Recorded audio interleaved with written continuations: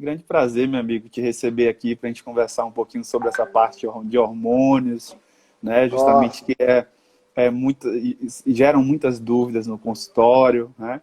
sim. Então, é um tema que às vezes cai em uma certa polêmica, mas eu estava aqui conversando com o pessoal que Uhum. o nosso objetivo hoje é trazer informações de grande relevância e passar ela com muita honestidade, que é o que você realmente representa hoje na medicina.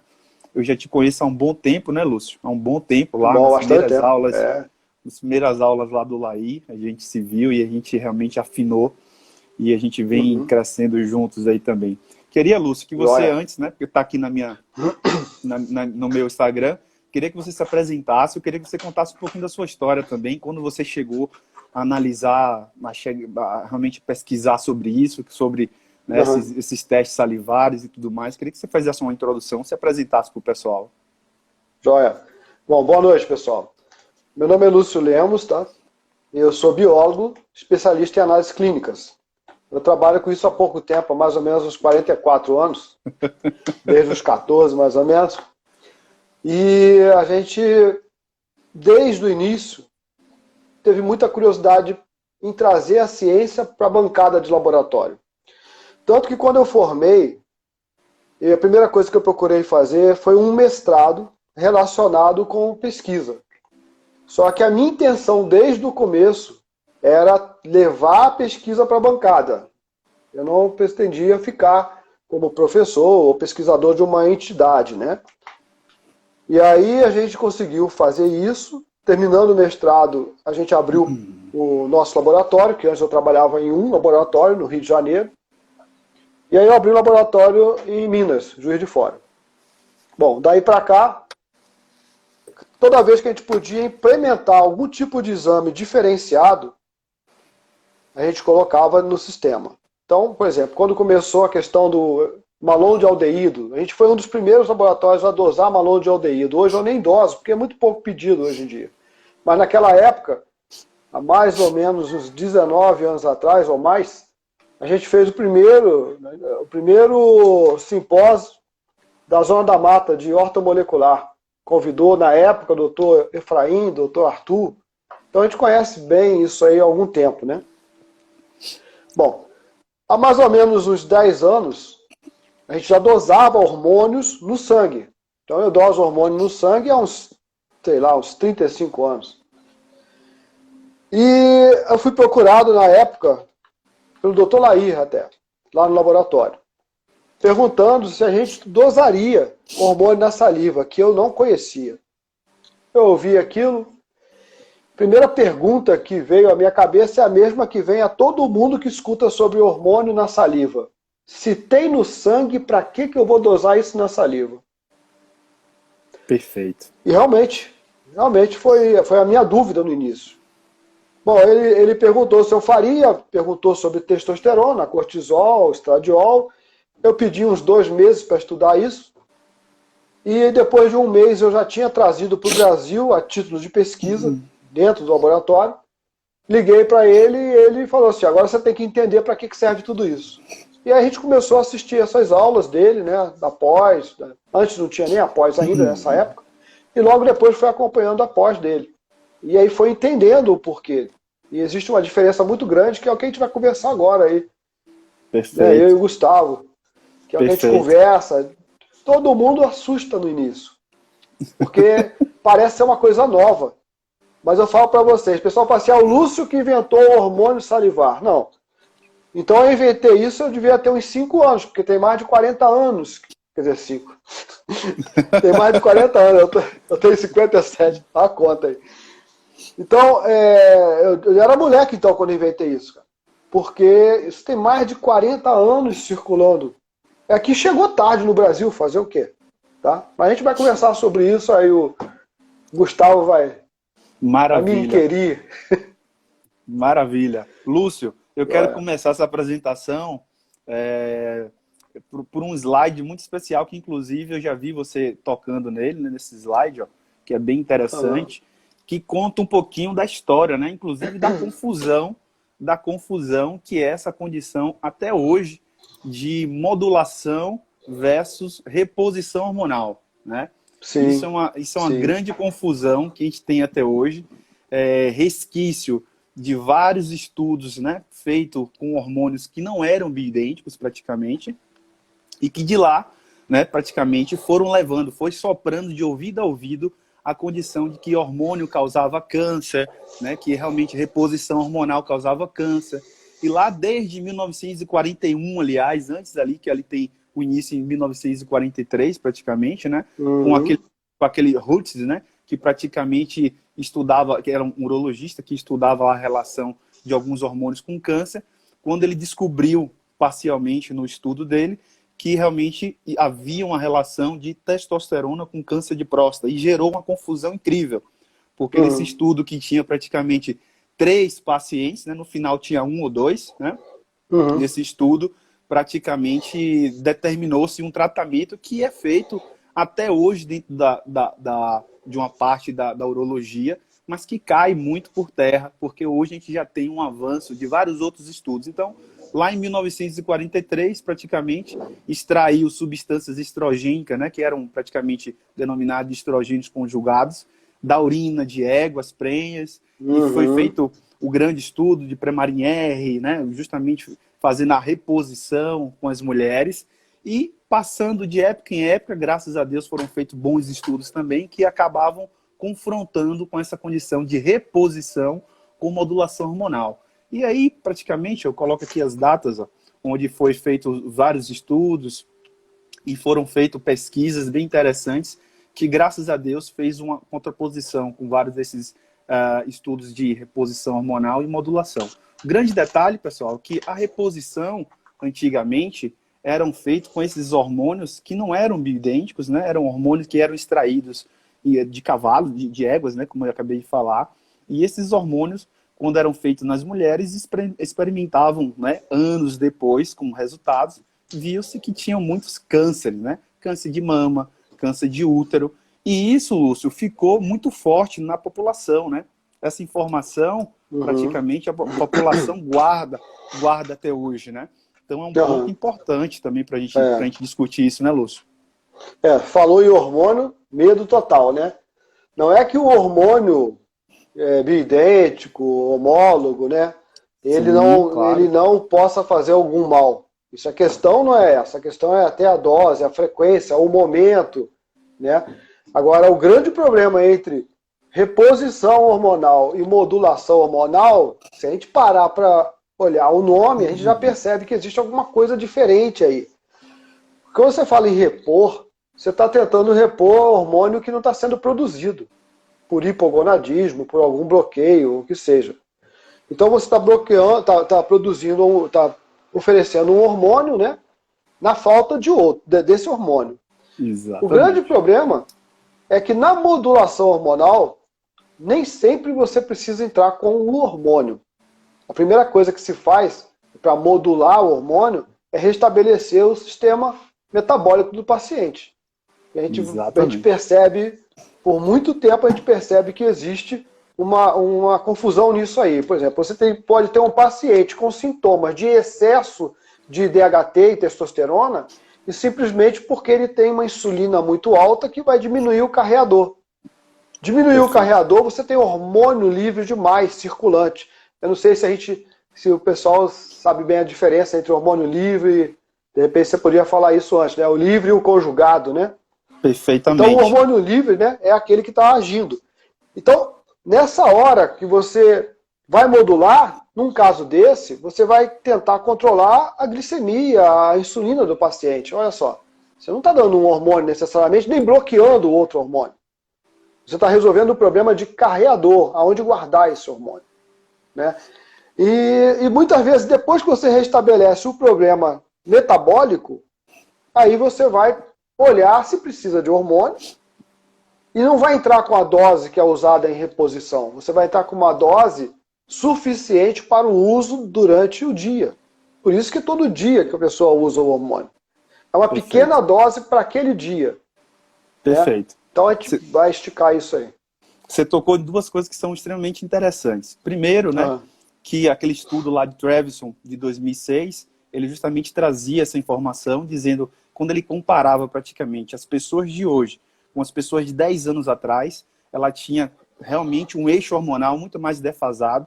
Nesse estudo foi bem interessante, que ele colocou lá justamente como justificativa desse processo, obesidade, hábito de vida, tabagismo, mas ele esqueceu de uma coisa bem interessante, que talvez seja a base de tudo isso, né? Dessas disfunções hormonais cada vez mais cedo que as pessoas apresentam, que é intoxicação. Né? O que Lúcio está falando é justamente isso. Antes de você entrar com a parte de modulação hormonal, que todo mundo fica ansioso, inclusive, para usar hormônio, pensando que vai ser aquela explosão de coisas benéficas, que muitas vezes é, mas antes disso tudo tem que preparar o terreno. E é justamente isso que o Lúcio está falando. Porque a gente vive hoje em um ambiente extremamente intoxicado. E, assim, muitas vezes, o que não é visto, as pessoas pensam que não existe. Né? Então, assim, a toxina que ela tem contato todos os dias faz com que as pessoas, né, praticamente, e principalmente as mulheres, elas acabam gerando disfunções hormonais cada vez mais cedo. Né? E chega no consultório cada vez mais cedo, cheia de sintomas, e querem utilizar hormônio. É justamente o momento de a gente informar, olha, a gente precisa primeiro desintoxicar você, a gente precisa primeiro colocar os nutrientes que são necessários para você. Existem vários trabalhos dizendo o seguinte, que inclusive para a modulação hormonal dar certo, um nutriente pode fazer toda a diferença. Cobalto, zinco, magnésio. Então, é justamente, primeiro, desintoxicar, que a gente vive em um mundo extremamente intoxicado. Isso é um ponto muito importante. Então, quando a gente faz, justamente, quando a gente está avaliando o paciente e a gente percebe que ele tem um grau de intoxicação avançado, a primeira coisa que a gente tem que fazer é justamente retirar tudo isso, que inclusive pode ser a causa da disfunção hormonal dele. Mas eu percebo, Lúcio, que hoje em dia as mulheres são muito alvo desse processo. É impressionante o quanto as mulheres sofrem com intoxicação e desconhece, né? E desconhece, coisa que realmente assusta, porque não tem conhecimento que um flúor da pasta de dente pode ter relação com SOP, com síndrome do ovário policístico, né? Não tem noção que um alumínio pode ter realmente relação com nódulos na mama, não tem noção que um pouquinho de gordurinha abdominal, uma glicemia um pouquinho mais alta, tem relação com SOP. Então, assim, é um estado plurimetabólico, né? Além de um estado intoxicado, que faz total diferença no momento que a gente vai modular. O outro ponto que o Lúcio estava falando é justamente sobre os hormônios livres e suas variações, né? Que é justamente isso aí, que ele é o grande professor. Mas quando a gente produz os hormônios, nossas glândulas produzem esses hormônios, geralmente eles saem carreados, tem alguns carrinhos que grudam nesses hormônios, a fim de evitar, inclusive, degradação pelo fígado, né? Uma série de outras repercussões, uma ação muito alta. Então, o organismo, ele coloca lá carrinhos, né? Esses carrinhos para justamente carrear esses hormônios e liberar no momento exato. O grande detalhe disso é que, como a gente vive em um mundo extremamente intoxicado, cheio de outros disruptores hormonais, que eu vou mostrar para vocês mais para frente, né? A gente vive em um mundo do plástico quente, que a gente vive num mundo cheio de disruptores hormonais, uma série de outras condições, você acaba ocupando esses carrinhos com outros hormônios e deixando outros livres que não seriam interessantes, né, Lúcio? Exatamente. Muitas vezes que a gente pensa, né, logo no início a gente ouvia assim, o SHBG é mal e quanto menos SHBG, melhor. Isso não é real, gente. Nós temos o SHBG principalmente para nos proteger do excesso de hormônio na forma livre.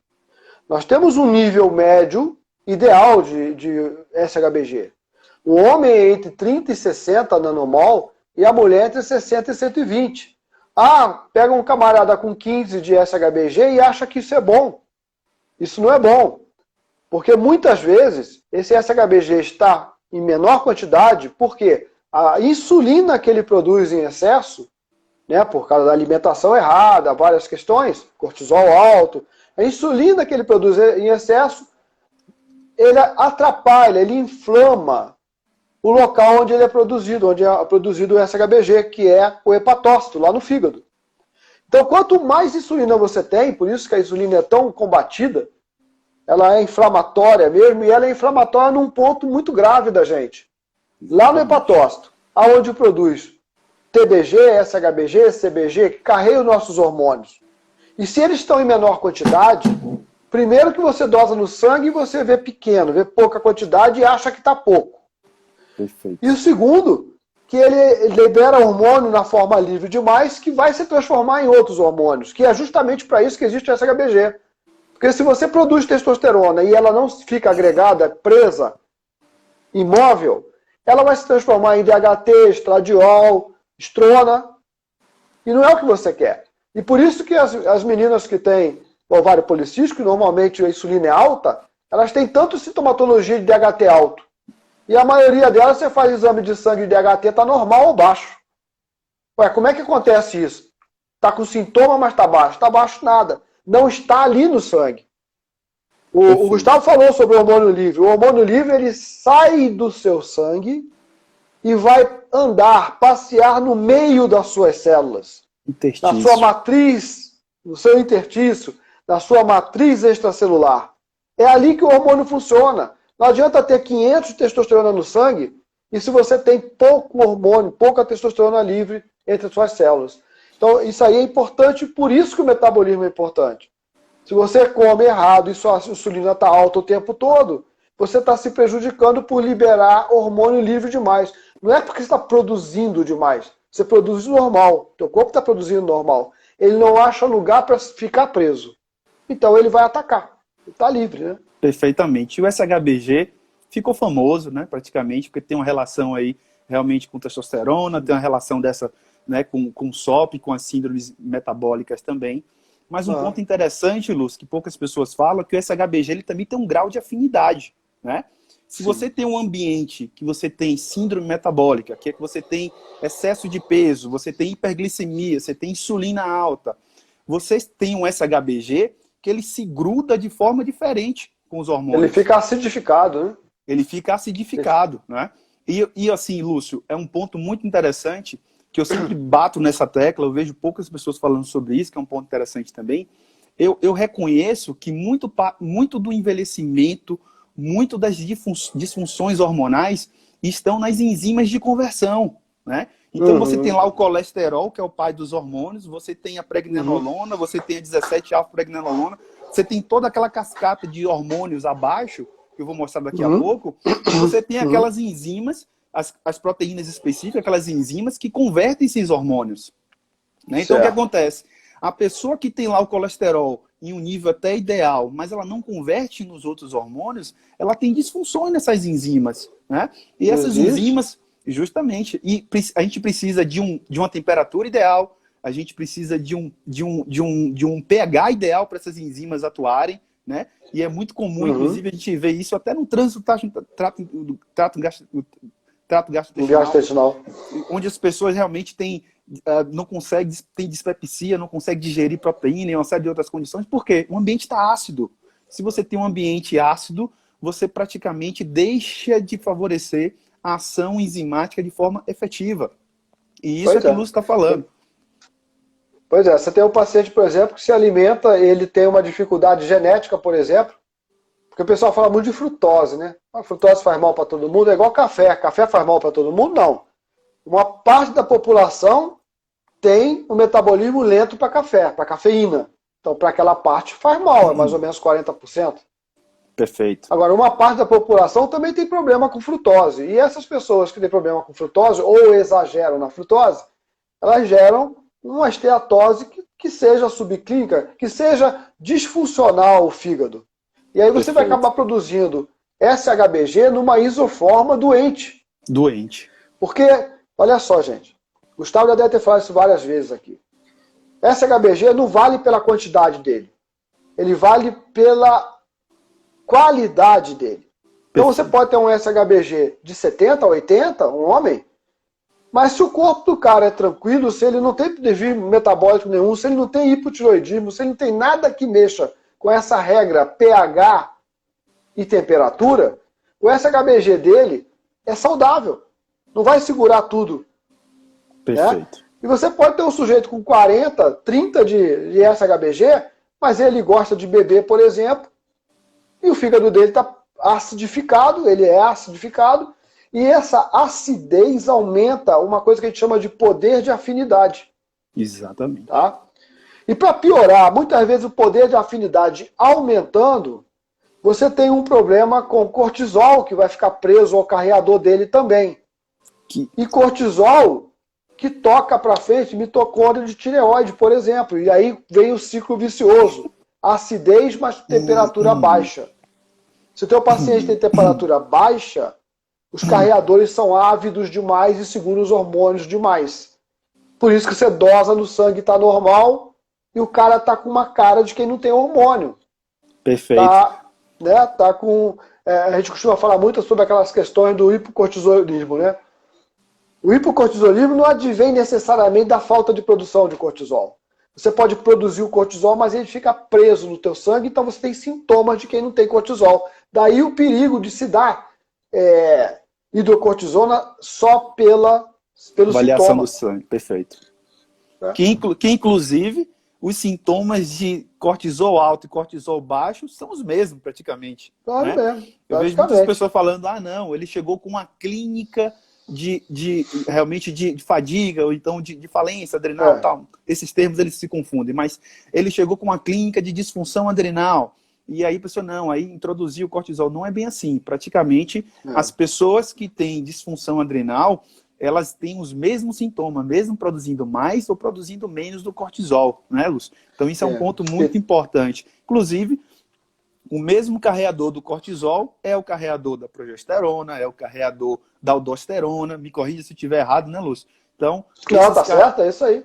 Esses hormônios, eles são carreados pelo mesmo carro, né? Pelo mesmo carro. Pelo mesmo carro. E eles brigam entre si pelo carro. Então, muitas vezes, você oferece um cortisol no momento que não era necessário, era apenas um sintoma um sinal de hipocortisolismo, mas, na verdade, aquele paciente ele tem o ritmo circadiano alterado, então ele tem cortisol alto à noite, onde tinha que estar muito baixo, dorme mal ou nem dorme, e durante o dia o cortisol está baixo e ele está cansado. Se ele chegar em qualquer um, vai falar que tem sintoma de quem não tem cortisol. Ele não está tendo cortisol naquele momento, mas ele tem cortisol à noite, então aquilo tem que ser reequilibrado, que o Gustavo usa aí os seus adaptógenos, né? Exatamente. Reestruturar à noite, a alimentação da noite, tudo isso vai ter uma interferência no camarada. Não é simplesmente chegar com cortisol. Então, quando você tem um mapeamento do sujeito, ou seja, você colhe o cortisol quando você acorda, e esse acorda não é para colher o cortisol que você está pesquisando o Addison. Você está pesquisando a sua capacidade de produzir cortisol ao despertar. Então, a hora que você desperta, você colhe. Depois você vai colher às 16, às 22 horas, e você guarda um tubinho lá perto de você, porque se você acorda de madrugada espontaneamente, seja 2 horas, 3 horas, 4 da manhã, você colhe também. E muita gente vai descobrir que tem cortisol mais alto de madrugada do que durante o dia. Esse cara precisa de mais cortisol? Não, ele precisa regular o cortisol dele. A gente vê isso semanalmente. Toda vez que vai liberar resultado, eu encontro esse tipo de paciente. Isso não é coisa rara. O paciente que tem o ritmo circadiano invertido. Não é porque ele trabalha à noite, não. Às vezes são pessoas aposentadas. Tá? É porque alguma coisa gerou um problema, ou a própria alimentação da noite dele, ou o álcool que ele toma, ou o medicamento, ou o estresse que ele tem, e acaba tendo esse tipo de problema. Isso é uma coisa que gera outros problemas depois. Isso é sensacional, Lúcio. Isso daí, mais ou menos, sei lá, 6, 7 anos atrás, eu solicitei uma vez para o cortisol de um paciente para vocês, e aí, quando eu fui avaliar, o cortisol dele total era ótimo, só que era tudo invertido. Tudo invertido. Falei, gente, esse paciente está com clínica de um paciente que tem pouco cortisol. Na verdade, ele tem um nível bom de cortisol, só que a curva está toda invertida. E aí, justamente quando você entrava no questionário alimentar dele, ele falava, não, eu faço jejum, mas aí à noite eu tenho que comer carboidrato, comia quantidades absurdas de carboidrato, cortisol, amigo de insulina, aquela bagunça que a gente sabe. E aí bagunçava toda a parte, né, do cortisol do paciente. Mas isso, Lúcio, a gente só consegue perceber essa afinação, né? A gente só consegue perceber quando é realmente salivar, tá? É impressionante isso. Eu tenho, sei lá, acho que umas umas 10 mil avaliações aí de pacientes de exames ou mais, ou muito mais. E aí eu consigo perceber isso nitidamente, que muitas vezes não se aplica nada à parte sanguínea com a parte salivar, né, Lúcio? Queria que você falasse um pouquinho sobre isso. Ah, tá. Então, quando os exames foram criados, os exames de sangue, na época, a pesquisa que se fazia era a seguinte, para hormônio, tá? Esteroide. Esse paciente produz ou não produz? Este paciente produz excessivamente ou produz normal? Então, os parâmetros e os exames e o material usado, sangue, foram desenhados para isso, eles são ótimos para isso, tá? Para você saber se o teu paciente produz e se ele tem capacidade de reservar, segurar lá no sangue. Isso é uma das etapas do nosso corpo. Produziu, guardou, para ir soltando aos poucos e utilizar. A segunda parte, que é soltar aos poucos para utilizar, ela quem te passa é a saliva. Então, quando você pega uma testosterona no sangue e uma testosterona na saliva e compara do teu paciente mais a clínica do teu paciente, você vai conseguir desenhar se ele está produzindo e não libera, ou se ele não produz nada, ele é um hipogonádico e por isso que ele não libera. Ou se ele está produzindo normal e está liberando demais. Para cada condição dessa, existe um tratamento. E o pior, às vezes o sintoma é parecido. Então, às vezes, com os mesmos sintomas que se aliam a outros sintomas e sinais de outros hormônios, você, às vezes, fica impulsionado a entrar, às vezes, com uma testosterona numa mulher, por exemplo, que o que menos ela precisa é uma testosterona, por exemplo, um caso.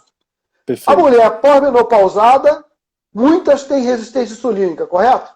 Corretíssimo. Aí vai cair o SHBG dela. Vai liberar mais testosterona livre. Quando você dosa no sangue, você não encontra a testosterona livre presa ali. Vai dar baixa, dá 15, 10. Quando você faz na saliva ao mesmo tempo, dá 220, normal até 80. Ué, como é que pode? A mulher está no sangue baixo e na saliva alto. Está errado. Não está errado. Você não tem que encontrar correlação num corpo doente. Porque ele está te mostrando justamente que ali tem uma diferença causada pelo metabolismo. O que está acontecendo? Consertar o metabolismo, melhorar o SHBG, que vai aumentar o que está preso no sangue e diminuir o que está solto, trazendo problema. Ah, mas ela não está tendo sintoma de quem tem testosterona alta. Não é assim que funciona o processo. Porque a testosterona está aumentando, mas muitas vezes os receptores estão ocupados por vários outros lixos tóxicos que ela está tomando. E às vezes ela está com cortisol baixo. Não adianta você ter hormônio que seu cortisol estiver baixo. O cortisol é um hormônio que sensibiliza os receptores de outros hormônios. Ele é um hormônio permissivo, como se fala. E se você não tem hormônio atuante, não adianta tomar hormônio. Entendeu? E não adianta ter um hormônio que está sendo liberado. Porque tem várias outras situações. Então, não adianta o camarada entrar na internet e tentar se automedicar. Ah, vou fazer hormônio salivar. Eu posso? Pode. Eu não posso. O cara pediu para fazer um HIV, eu tenho que fazer. O PROCON vem atrás de mim. Ah, não tem pedido do médico. Não interessa para eles isso. Tá? Mas o que você vai fazer com esse exame? Você tem um médico para te acompanhar? Dependendo do caso, tem uma nutricionista. O que você está fazendo? O que você está procurando? Entendeu? Perfeito. Esse que é o problema aí do caso. Muitas vezes, quando acha, não sabe, não reconhece, né? Não reconhece, não sabe reconhece, passa, faz e não vê nada. Exatamente. Pelo contrário, às vezes fica mais confuso ainda, né? Exatamente. E Lúcio, mais confuso ainda. Para as mulheres entenderem, uma imagenzinha aqui que eu sempre trago, ó, que é interessante, ó, essa daqui, ó, para vocês entenderem o grau de intoxicação que vocês têm mesmo sem saber. Então lá você tem fitoestrógeno, você tem dioxinas, que é liberado pela muitas empresas, né? Fitalatos, retardante de chama, fenóis, pesticidas, que nós somos o número 1 no mundo, né? Todos eles, ó, têm alteração praticamente do seu útero ali, do seu ovário também, na produção desses hormônios que são importantes.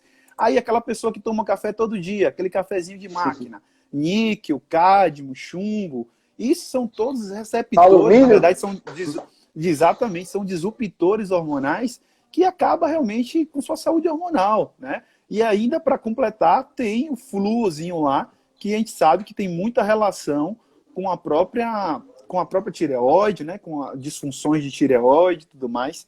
Hoje, Lúcio, eu acho obrigatório, antes de qualquer introdução hormonal, antes de qualquer avaliação hormonal, que a gente pense em algo hormonal, assim, do tipo dos hormônios esteroidais, a gente avalia a tireoide. A tireoide é impressionante o quanto ela tem um impacto, né, positivo ou negativo sobre aquela modulação hormonal. Muitas vezes, Sim. assim, a gente percebe que existe um eixo intestino-tireoide muito fino.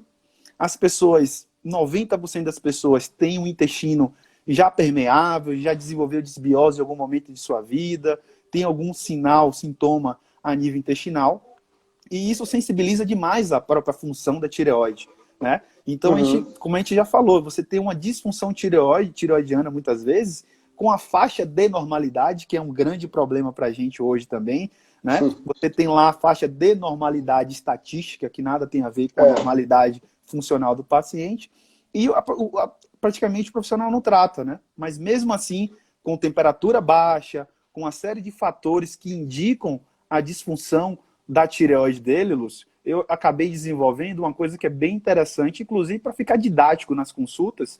Vou mostrar aqui para você, que é uma coisa bem interessante, ó. Isso aqui é um gráfico praticamente que eu criei da tireoide, onde a gente tem a avaliação praticamente, né, do vermelhinho ali da parte ruim. A tireoide, como qualquer outra glândula, não é interessante que ela esteja em funcionamento máximo, nem funcionamento mínimo. Existe um nível de funcionamento ideal. Então aqui, ó, geralmente eu enquadro os pacientes para eles perceberem o T4, o T3 livre, o TSH, para eles perceberem aonde eles estão. E muitas vezes, eu percebo que o paciente, principalmente as mulheres, né, tem essa condição da tireoide em uma faixa de normalidade, porém completamente para a esquerda, né, no vermelhinho. Sim. E aí chega com aquelas histórias. O meu consultório, Lúcio, é engraçado porque o meu ar-condicionado fica em cima da minha cabeça, fica de frente para o paciente. Aí eu coloco lá o ar-condicionado e vou olhando o paciente. Daqui a pouco ele, doutor, dá 2 minutos. Doutor, dá para desligar isso daí? Tem paciente que a gente faz consulta inteira, o ar-condicionado lá forte, não sente nada. Mas a sensibilidade ao frio, tem pacientes que falam assim, doutor, agora que eu me toquei, no trabalho eu tenho uma certa briga com meus amigos, meus colegas, eu tenho que desligar o ar-condicionado. É uma confusão grande. Então a tireoide é sim pai aí de grande parte dessas disfunções. Quando a gente não tem uma avaliação ideal para realmente gerar essa perspectiva, né, de disfunção tireoidiana fina, para a gente ajustar isso, acaba atrapalhando todo, né? E assim, um grande problema hoje também é justamente a curva do TSH, que a gente até conversou sobre isso em outro momento, mas o TSH é um grande problema hoje, porque a endocrinologia tradicional vê como disfunção tireoidiana, praticamente ele tem 2 avaliações, que é o TSH e o T4, né? Então, à medida que seu TSH dá alterado ou tem alguma variação sobre ele, isso pode ser o fator que vai pesar sobre a prescrição do profissional que está à sua frente. E a gente sabe que o TSH, se você medir ele 7 horas da manhã é um, se você medir ele 10 horas é outro, se você medir ele 1 hora da tarde é outro. O ideal seria fazer uma curva, Lúcio? Me diga. Então, o que acontece com a maioria dos pacientes, né? Até há pouco tempo atrás, existia a questão do jejum, os pacientes todos faziam seus exames normalmente bem cedo. Não concordo muito com essa mudança que houve, né? Porque essas mudanças se você não precisa de jejum, o que é não ter jejum? Minha pergunta principal é essa. Não ter jejum é acordar e vou fazer exame? Não ter jejum é tomar um café da manhã, que cada um tem um café da manhã diferente. Meu café da manhã é mandioca com galinha, com carne. E aí, como é que é isso? O do outro é um frango, é um pão. O outro janta 1 hora da manhã. Então, perdeu-se o padrão. Perdeu-se o padrão, né? Então, eu acho que o interessante é se manter um padrão. Então, você tem um padrão aí de umas 10 horas de jejum. Você jantou, foi dormir e vai tomar café. Vai de manhã, vai fazer teu exame. Não tem um sacrifício enorme disso tudo aí. Agora, assim como testosterona, progesterona, o TSH ele é produzido em pulsos pelo teu corpo. E o pulso do TSH é mais ou menos às 4 da manhã.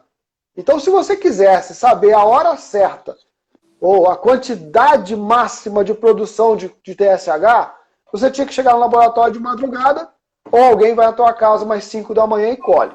Perfeito. Como isso não é feito, padronizou-se colher de manhã. Entre 7 e 9 da manhã seria o ideal para esses valores que vocês encontram no papel do laboratório. Isso foi desenhado há anos atrás, colhendo-se de manhã, num horário compatível com a vida, né? 7 horas, 9 horas da manhã. Você não vai pedir para o cara colher mais cedo. Então, assim como o cortisol disse que entre 8 e 9 da manhã normal é maior que 3,5, que para a gente acha absurdo, mas não, é porque eles sabem que o pulso foi mais cedo. Então tem que ter uma correção ali.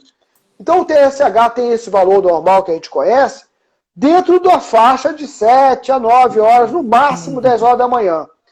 O mesmo paciente que colher às 8, no mesmo dia colher às 3, 2 da tarde, pode cair de 14 para 2, para 4.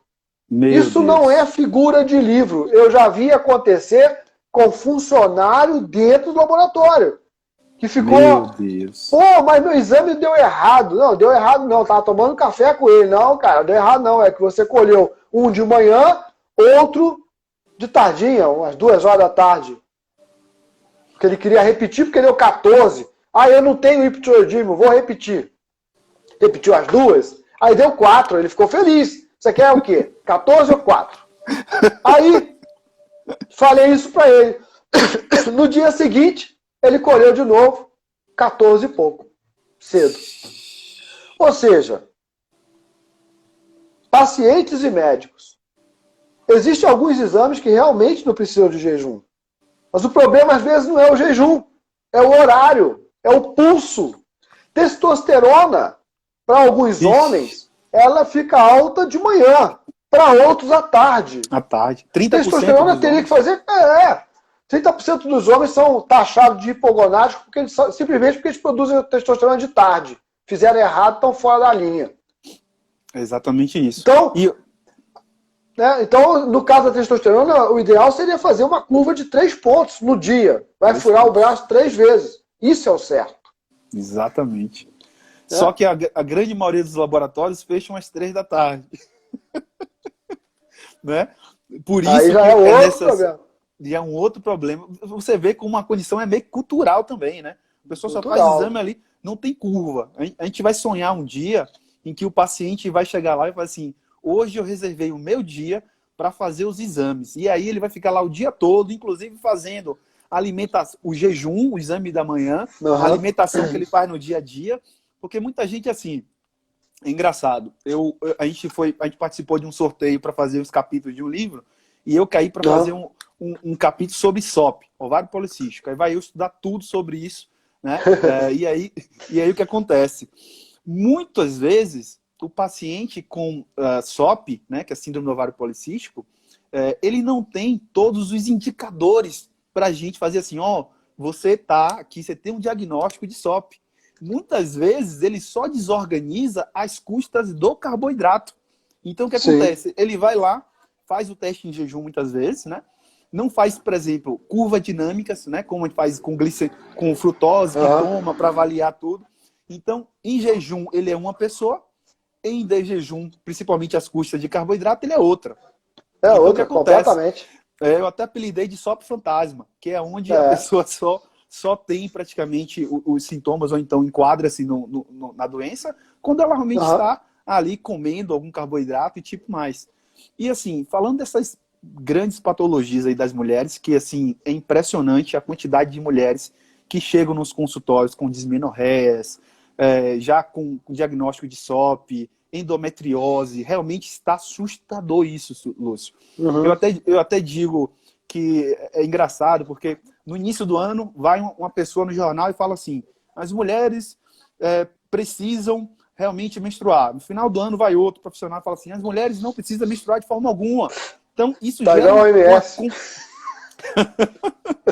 gera uma confusão. É isso aí mesmo. Gera uma confusão na cabeça das mulheres. Eu digo o seguinte, as mulheres nasceram para menstruar. Elas só não nasceram para sofrer menstruando. É uma grande diferença. Porque o que acontece, Lúcio? As mulheres começam a ter dismenorreia, dor, cólica, TPM, sangramento o mês todo, praticamente fica em casa, não consegue trabalhar. A confusão do estresse, ela fala, poxa, menstruar não é bom para mim. Não, você está completamente intoxicada, você está com uma série de outros fatores que precisam ser investigados para que você tenha uma boa menstruação. Você não precisa sofrer menstruando, né? Então, quando eu coloco isso para as mulheres, às vezes elas se assustam.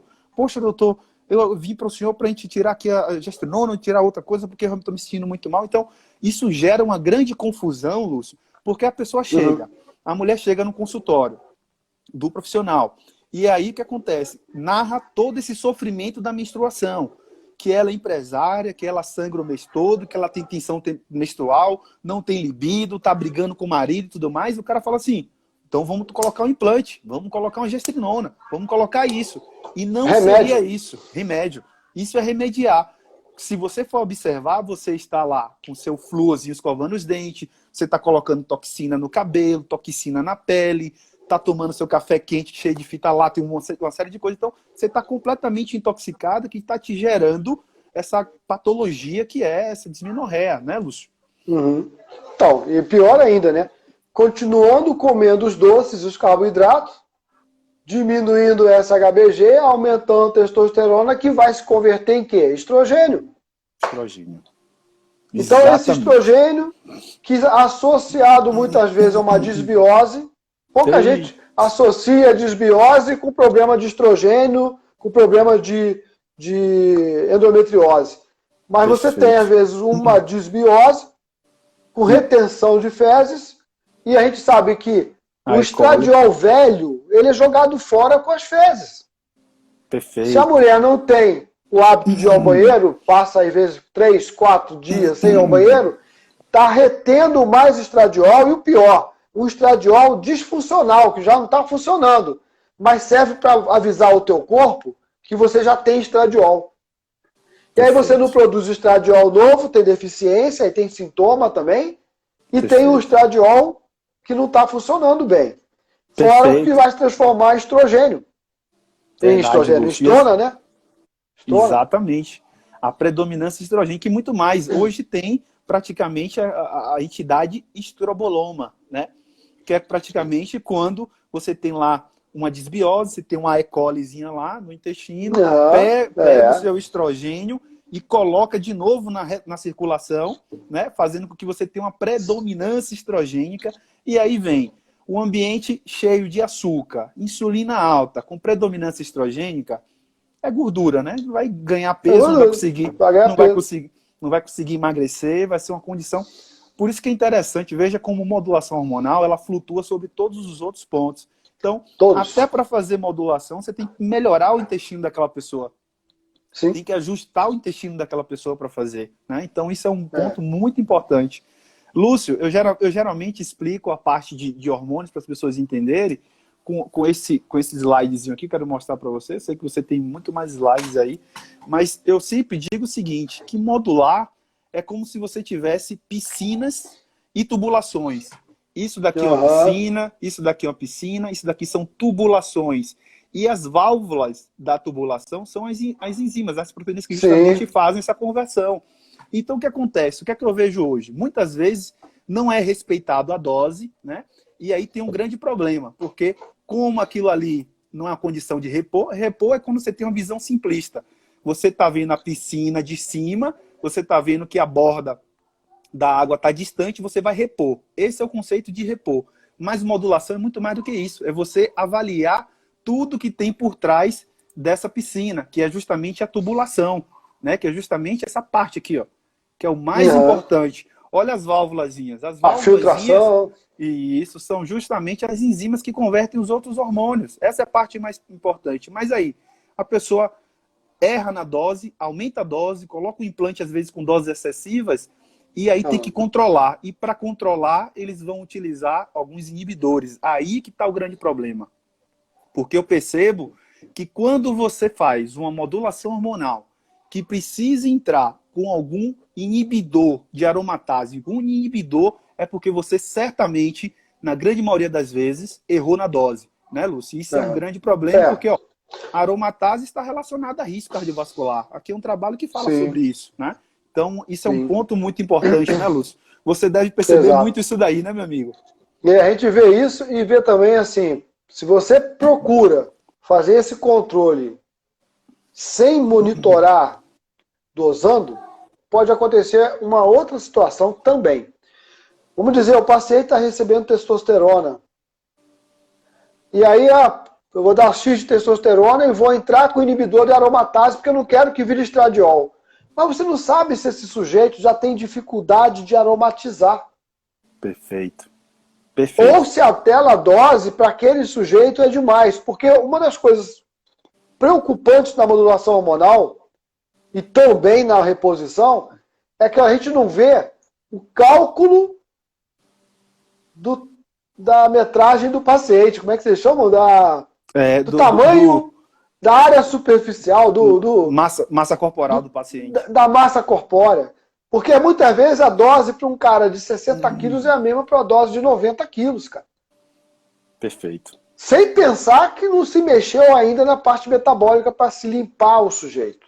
É como ele falou, dentro do seu corpo, independente daquela questão dos canos que estão passando na cascata, né, das piscinas, você também tem que fluir entre suas células a sua matriz extracelular, o seu intertício. E quanto mais contaminado você, quanto mais inflamado, com mucina, mais entupido você está. Então, muitas vezes, você tem hormônio suficiente, só que ele não circula entre as células, não chega nos receptores, porque mecanismos físicos não deixam que isso aconteça. Então, um cara com hipotireoidismo, por exemplo, ele vai ter muita mucina, que são proteínas que vão ficar no teu corpo atrapalhando a drenagem, a passagem dos hormônios. Perfeito. Então, tudo isso tem que ser visto, né? E aí você entrar com inibidor, como o Gustavo falou, inibidor DHT. Nós, homens, vocês, mulheres, precisam de DHT. Para inibir, talvez não seja nem a necessidade, às vezes é só controlar a alimentação, mas você precisa inibir, tem que controlar o quanto está inibindo. Porque para uns, você consegue eficácia com X dose. E às vezes está usando 3 vezes aquela dose, entendeu? Perfeito. E, Lúcio, essas enzimas, ele não tem como acertar 100%. Então, ele vai inibindo. Muitas vezes, o que é que eu vejo? O cara implanta testosterona e implanta um inibidor também. Como é que é uma coisa tão doida, né, que realmente faz antifisiológico. E da questão do cortisol, Lúcio, uma coisa que realmente me chama a atenção, que eu acho, é a minha opinião, acho muito perigoso, esses novos implantes de cortisol, como eu já vi em alguns pacientes. Então, imagine que fisiologicamente você tem que subir, você tem que descer em algum momento do dia e da noite esse cortisol. De 4 até 8 da manhã você aumenta um pouquinho o cortisol, você tem um pico lá, aí vai chegando o final do dia, você vai diminuindo, tal. Então, como a pessoa que coloca um implante, como é que ela vai ter essa inteligência na produção, da flutuação, na cronobiologia? Não existe. É incompatível muitas vezes. É muito complicado. Então, eu não sei qual é o mecanismo que se encontra, mas o que tem necessidade de acontecer é isso que você acabou de falar. Você tem que ter cortisol alto pela manhã, começando às 4 da manhã, chega o pico às 8, 9 horas, e depois ele vai caindo para criar o ciclo. Como isso funciona, eu não sei te dizer. Exatamente. Então, o que acontece? Ele tem um outro pico lá às 4, né, para 5 da tarde, né, e depois ele cai novamente. Então, praticamente, a pessoa vira um robô. A pessoa vira um robô, praticamente. Então, isso é um ponto que chama muita atenção. Tem que ser realmente... Quando eu falo no conceito de modulação hormonal, é como você falou, não é à toa que um hormônio bioidêntico, ele dura, a meia-vida dele é de 24 horas. Uma progestina, ela pode durar 13 dias, né? Pode durar ou até mais. Ela gera 11 metabólitos, alguns tipos, né? Então, isso realmente me preocupa bastante. Agora, Lúcio, muita gente me perguntou sobre predominância estrogênica. Você costuma ver muito aí, tenho certeza. Muita coisa. Tanto para homem quanto para mulher, né? E a predominância estrogênica é muito confundida também, porque quando você vai... É importantíssimo, isso o Gustavo faz bem, porque quando chega lá, o paciente, a paciente, está lá escrito: dia da menstruação, dia da coleta. Não adianta você colher estradiol e progesterona se você não sabe que dia que você menstruou. Porque para cada fase do ciclo, os valores normais de estradiol e progesterona são diferentes. Então, essa proporcionalidade precisa ser respeitada. Então, o certo é você colher no 21º dia da menstruação, quer dizer, menstruou, conta 21 dias e colhe. Né? Tem um cálculo que se faz quando você tem menos, a menstruação, o ciclo é menor, né? Isso é para 28 Perfeito. dias, né? Exato. Então, você tem que respeitar isso e saber. Eu vejo gente colher o sangue e fala assim, nossa, eu estou com predominância estrogênica. Meu estradiol está mais alto. Mas que dia você colheu? Ah, eu colhi no 12º. É a hora de estar mais alto. O pico do estradiol é ali. Exatamente. Você está normal. Você não está predominância estrogênica. Você está colhendo, pesquisando no lugar errado, que é o que mais acontece. Procurar a coisa no lugar errado. Então, procure sempre conversar com o médico e definir. Ah, eu quero saber se eu produzo estradiol bem. Então, você vai colher no 12º dia. Ah, não, eu quero saber se eu produzo progesterona suficiente para manter o equilíbrio progesterona-estradiol. E aí vai ser ali naquele 21º dia. Então tem que tomar muito cuidado com isso.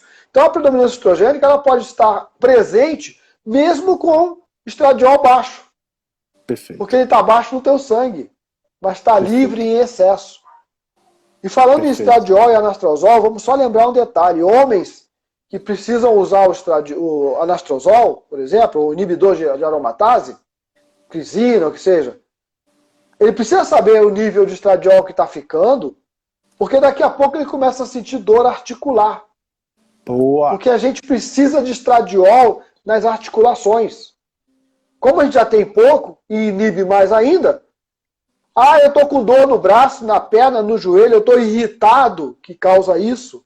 Eu não consigo dormir, causa isso. Por quê? Está inibindo o que já não tem mais para inibir. Então tem que ter um controle. Não compre. Hoje mesmo me ligou um paciente que estava querendo fazer exame porque está tomando anastrozol. Eu falei, por quê? Ah, porque dizem que é bom. Pô, dizem que é bom. Mas o seu médico é que acha, ah, não fui nele ainda não. Quer dizer, já chega no médico tomando um monte de coisa, cara. Engraçado que às vezes até fisiculturista, pessoas que querem ganhar massa muscular, que usam testosterona em doses mais altas, que não é modulação, eles vão lá e bloqueiam. Quando bloqueiam, 2, 3 meses depois, lesão, cotovelo, lesão, joelho. Lesiona na certa, com certeza. E fora que, se exagerar no tempo, porque às vezes o cara não para de usar, aí começa a ter osteoporose. Perfeito. Porque está bloqueando o estradiol, que é um dos formadores disso, junto com a progesterona, né? Mas ele é importante também. Então, bloquear sem controlar, bloquear em cima do teu corpo, cara, é muito complicado. É muito perigoso. É muito perigoso. Lúcio, a gente tem aqui 20 segundos, me passei aqui no tempo, mas o que acontece? A gente vai falando aqui até o finalzinho aqui de uns 20 segundos, a gente volta só para encerrar e falar para as pessoas que a gente vai fazer outras lives, tá? A gente vai organizar isso, mas vai acabar aqui em 10 segundos, tá? Pessoal, fiquem aí, voltem novamente que a gente vai se despedir de vocês, vai pontuar algumas coisinhas e a gente vai encerrar, tá certo? Vai acabar por agora aí. 3, 2, 1.